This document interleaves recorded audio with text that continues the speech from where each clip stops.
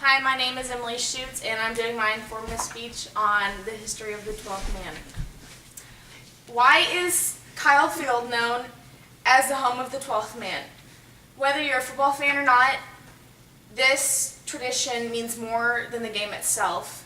E. King Gill was a man who basically started this tradition at Texas A&M University. E. King Gill was a former student there who played football, but at the time he played basketball.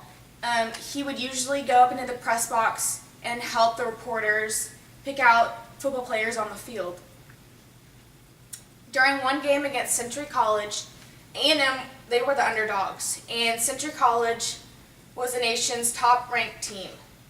And the coach called him from the stands to come down and dress out and stand on the sidelines with all the football players. E. King Gill stand on the sidelines, ready to go in wherever the coach needed him, just willing to go and play where he needed to. At the very end of the game, A&M won 22-14, and E. King Gill was the last man standing on the sidelines when the game was finished.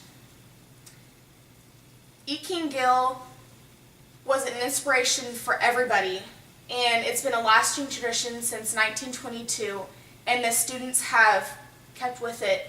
And during every single game, the students stand up the whole entire game to show their support for the players on the field playing.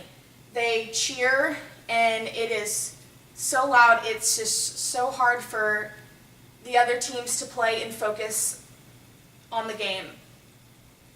This video that I'm about to play, notice in the video on the student section it says the home of the 12th man, and this video captures just the spirit of all the students during the games.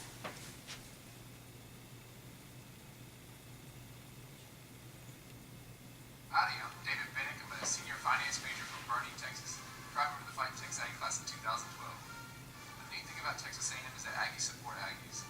There's just such an enthusiasm and just an energy and a pulse that comes from being down there on the track running in front of the 12th man. As the game gets closer and everything gets more tense, they just get louder and louder. And honestly, there's been so many times where I thought, I don't know if they can get much louder. When you have opposing teams consistently say that they can't get snap counts or they just can't get their play calls in right, obviously it's having an impact on the game. Kyle Field is, if not the hardest place, one of the hardest places to play in college football.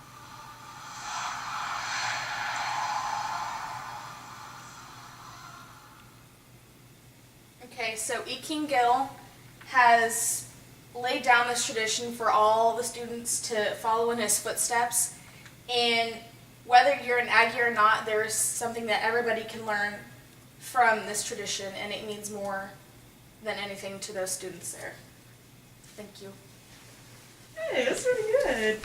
Where's my... There. So your device.